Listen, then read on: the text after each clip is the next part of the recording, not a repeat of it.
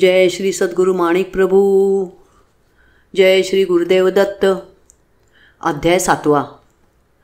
अंबिल कुंडावर 6 महिने वास्तव्य केल्यानंतर कल्याणवासियांच्या आग्रहामुळे प्रभू पुन्हा कल्याणला आले.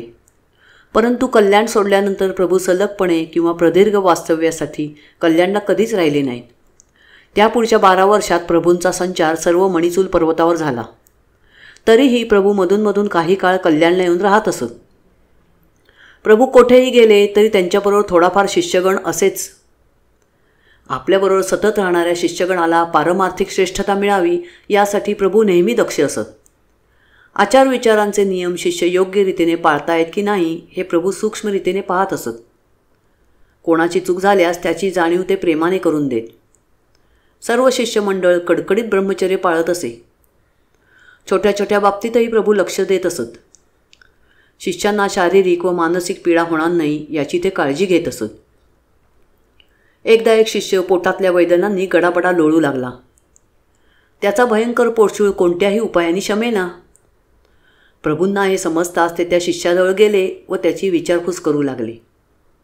मग प्रभूंनी त्याच्या पोटावरून हात फिरवण्यास सुरुवात केली. प्रभूंच्या हाताचा स्पर्श होताच त्याच्या वेदना कमी होऊ लागल्या. काही वेळाने पोटदुखी बंद होऊन त्याची तळमळ शांत झाली. अशा प्रकारे अनेक लोकांचे शारीरिक विकार प्रभू सान्निध्यात बरे होत असत. काही लोकांची पिशाच्य बाधा नाहीशी झाली. काही लोकांचे दारिद्र्य दूर झाले तर काही लोकांना पुत्रप्राप्ती झाली. अशा हजारो गोष्टी नित्यशः होत असत. प्रभू सामर्थ्याचा लौकिक दूरवर पसरू लागला. प्रभू दर्शनाला येणाऱ्या लोकांची संख्याही दिवसेंदिवस वाढू लागली. प्रभूंजवळच्या दत्ताची झोळी या कामधेनूमुळे प्रभूदर्शनासाठी आलेल्या लोकांच्या अन्नपाण्याची व्यवस्था उत्तम होत असे. प्रभू तर साक्षात भक्तकार्य कल्पद्रुमच होते. प्रभूंच्या घरची आर्थिक स्थिती म्हणण्यासारखी समाधानकारक नव्हती. प्रभूंचा धाकटा भाऊ नृसिंह तात्या याचे शिक्षण चालू होते. तो विद्याभ्यासात अतिशय तल्लख होता. प्रभूंचे मोठे बंधू हनुमंतदादा यांचा विवाह भालचंद्र दीक्षित यांची कन्या लक्ष्मीबाई हिच्याशी झाला होता. लहान वयाची लक्ष्मीबाई माणिक प्रभूंना गुरु मानत असे. प्रभूंवर तिची अनन्य भक्ती होती. घरातला कोणताही जिन्नस प्रभू आलेल्या याचकाला देऊन टाकत असत. तरीही त्याबद्दल ती कुरकुर करत नसे. आपल्या सासरच्या मंडळींची मर्जी राखून गरिबीचा संसारही ती आनंदाने करत होती. पण लहान वयातच तिचे निधन झाले. आपल्या सुशील सदाचार संपन्न व अनुरूप पत्नीचा वियोग हनुमंतदादांना असह्य झाला. त्यामुळे मामांबरोबर तीर्थयात्रा करण्याचा संकल्प करून ते घराबाहेर पडले. हनुमंतदादांनंतर जन्मलेली प्रभूंची बहीण चिमणाबाई हिचे लग्न ती 8 वर्षांची असताना झाले. पण लग्नानंतर थोड्याच दिवसांनी तिचा मृत्यू झाला. कल्याणमधील लोक जरी प्रभुभक्त असले तरी काही जण प्रभूंचा निष्कारण द्वेष करणारेही होते. अशा कुचेष्ठेखोर व्यक्तींचा एक कंपूस होता. तो कंपू प्रभूंचा पाणउतारा करण्याची संधी शोधत असे. लक्ष्मणराव हा त्या कंपूचाच एक सदस्य होता. तो वरकरणी प्रभू दर्शनाला येई पण प्रभूंवर त्याची श्रद्धा नव्हती. एकदा प्रभू आपल्या शिष्यांसमवेत बसले असता लक्ष्मणराव तेथे आला. त्याने प्रभूंची कुचेष्टा करण्यासाठी नृसिंह तात्याच्या लग्नाचा विषय काढला. तो प्रभूंना म्हणाला, नरसिंहराव आता वयात आले आहेत तेव्हा त्यांचे लग्न का करत नाही. त्यावर प्रभू म्हणाले, आम्ही फकीर, आमच्याजवळ ना पैसा ना घर ना शेत, मग तात्याला मुलगी कोण देणार. त्यावर लक्ष्मणराव कुचेष्टेने म्हणाला, लग्नाला लागणारा योग्य तो खर्च करायला आपण तयार असाल तर कोणी मुलगी देईल. त्यावर प्रभू म्हणाले, तुम्ही मुलगी देण्याचं वचन देणार असाल तर सामान व पैशाची व्यवस्था करणे आम्हाला मान्य आहे. लक्ष्मणरावाला वाटले की लग्नाला आवश्यक पैसा जमा करणे प्रभूंसारख्या फकीराला शक्यच नाही. त्यामुळे प्रभूंचे पैसे जमताच आपल्या नात्यातली मुलगी नृसिंह तात्याला देण्याचे वचन त्याने प्रभूंना दिले. मग ठरले की प्रभूंकडून लग्नाच्या सामानाची व पैशाची व्यवस्था होताच लग्नाचा मुहूर्त काढायचा. त्यावेळी प्रभूंचे मामा व हनुमंतदादा तीर्थयात्रेहून परतले नव्हते.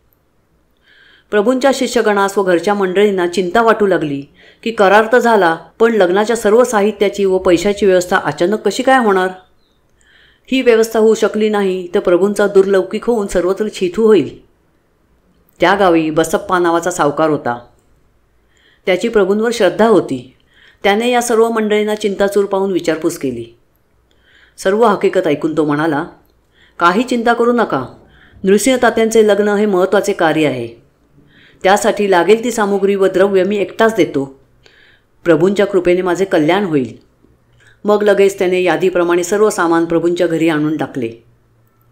मातोश्री व शिष्यमंडळाची चिंता दूर झाली. प्रभूंना हे कळताच ते फक्त म्हणाले, दत्ताची कृपा.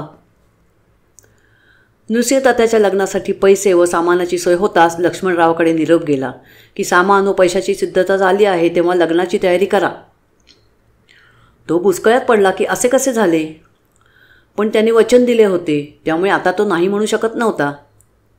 नाईलाजाने त्याने तयारी सुरू केली. या प्रसंगानंतर लक्ष्मणरावच्या मनात प्रभूंबद्दल आदर निर्माण झाला व तो त्या टवाळ कंपूतून बाहेर पडला. प्रभूंसारख्या बैराग्याच्या घरचा लग्न समारंभ उत्तम पार पडतो आहे, कशाचीही कमतरता राहिली नाही, हे टवाळ कंपूतल्या उरलेल्या लोकांना बघवले नाही.